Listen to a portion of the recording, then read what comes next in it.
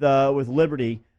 You've seen the images coming out from the game, and Coach Freeze is kind enough to join us here on Off the Bench. First and foremost, Coach, the health. Everything good with you as far as the health goes? Well, I wish I could tell you yes, but unfortunately, not quite yet. It's been a very difficult 2 weeks, since that day at practice when I started feeling some pain in my lower back, and 2 days later found out I have a staph infection that had attacked my lower spine, and then surgery, and then the aftermath of surgery's been a little more difficult than what I thought, and so it's frustrating. I hadn't been on the practice field in 16 days, and I was obviously very anxious to get back into the coaching mode, and so it's challenging me. It's challenging my thoughts, my mind. But I'm trying to trust the doctors and make sure I do everything I can to be healthy. And they do feel good that the infection is under control. It's just now managing the aftermath of that kind of surgery that had to go into some bone and pull some of that stuff out. It's still very flared up. So we're hopeful. We're going to have a meeting Thursday and kind of let them kind of guide me as to what's next. I'm hopeful that I'll be on the trip. They're a little concerned about that, but we'll see how the next few days go. I feel good today, so I'm keeping my fingers crossed and praying that happens. We've seen video of you addressing your team. We've seen video of you doing post-game press conferences. What's the process of this decision of deciding to coach the team in the state that you are physically? Yeah. The Liberty people here have been phenomenal, in particular the IT people. I'm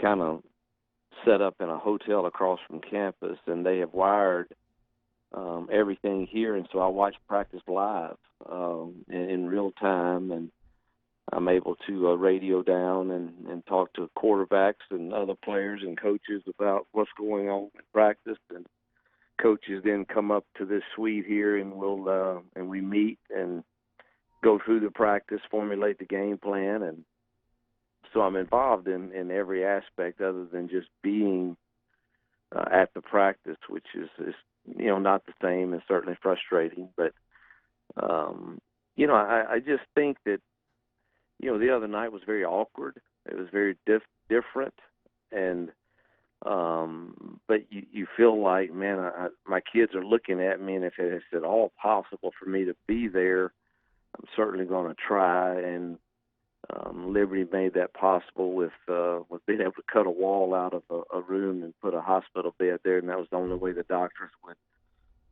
permit me to go, is if I could lay flat, so that there's no more fluid being added to that area that they're concerned about. So that was the thought process behind it. I don't think I was very much help. I could barely really see the field. I had to kind of look at a monitor, and that was quite different for me in coaching. And so it's been frustrating for sure.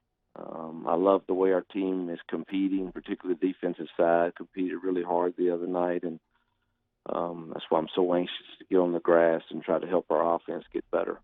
And we're talking to Coach Hugh Freeze, head coach of Liberty University, they're taking on the Raging Cajuns this weekend. We'll get to that matchup with UL. But so Coach, it's interesting, right? Because there's a bit of a disconnect between nationally. This is a story that's a lot of jokes being made, very kind of viewed it through a humorous light. It sounds like personally it's been very different for you. What has it been like, kind of monitoring and seeing that national reaction? Yeah, I'm obviously I've been an attraction to be made fun of for several years now at people's expense, and for some reason that's the way of social media now and the way of people. I don't do that. I don't believe in that. I don't wish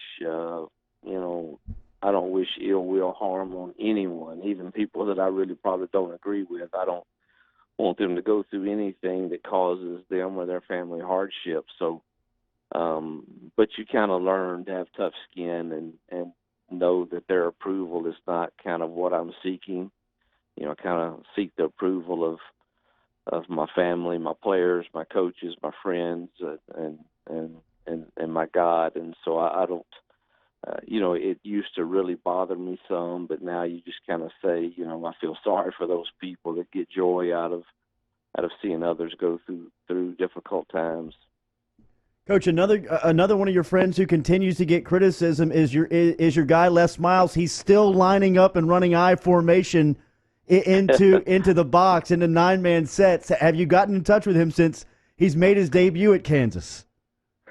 I haven't. We talked obviously when he was hiring his staff, and that was the last time that we spoke for a while. But I do need to check in with him. I hadn't been able to see a lot of other games, so I wasn't sure even how or what they were doing offensively. But that's we'll let T-Bob comment on that.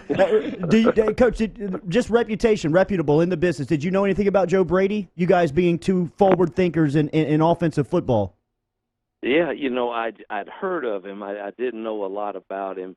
I have struck up a friendship with Sean Payton. He came and visited me in Oxford a couple of years before I left there, and we've kind of stayed in touch. And I have great respect for him and his offensive mind. We actually talked about a couple of weeks ago, and he spoke real highly of Brady. So I know if he's been around Sean, he's certainly got some cutting edge stuff, but I really don't know him personally.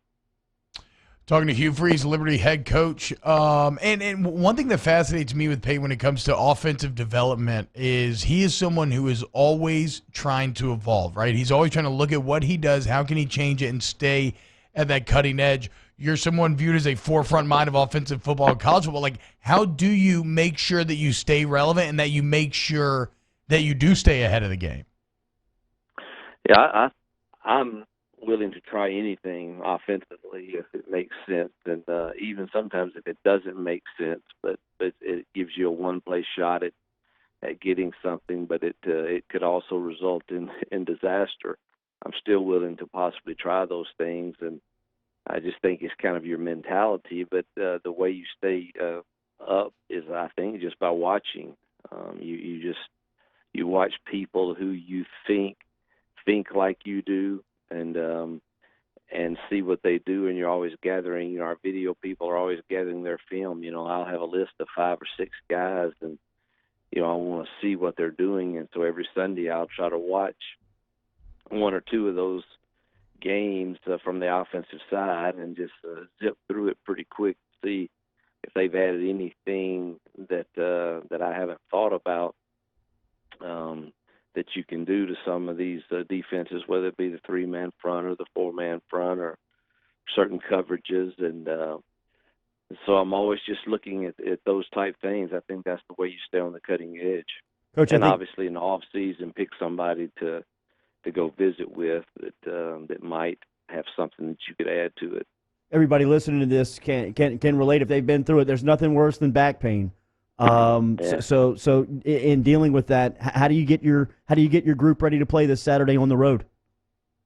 Very frustrating, very, very difficult, and I think God is teaching me that we're all replaceable. We all are.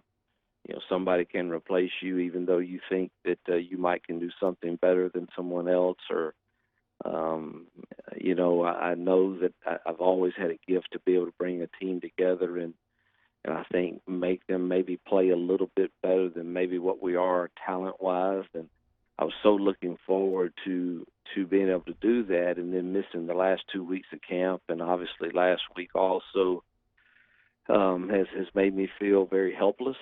And in that regard, I know I can still add to the game plan with the coaches, but it's not near the same as being there and trying to garner a confidence within your team and a swagger that they believe we're fisting to go and score points. And And so I'm learning about myself even more in this time. And I had a meeting with doctors yesterday, and if I have any chance at going, they want me in my room on my back, except for 3 times a day to walk with a walker a certain length of time. And I'm studying a lot of tape, so I'm on the phone constantly with our staff saying, hey, I like this out of 12 personnel, or like this out of empty, or whatever it might be. But you still feel very, very helpless. And man, back pain is, I'd almost rather have a broken ankle. Mm. Yeah. I know I could get around on that and do something, but it's very difficult when you have trouble walking.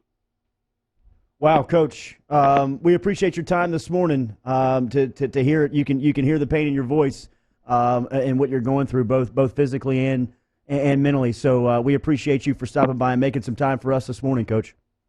Man, anytime. We look forward to our team, whether I'm there or not. Coach Napier does a great job. Have great respect for him.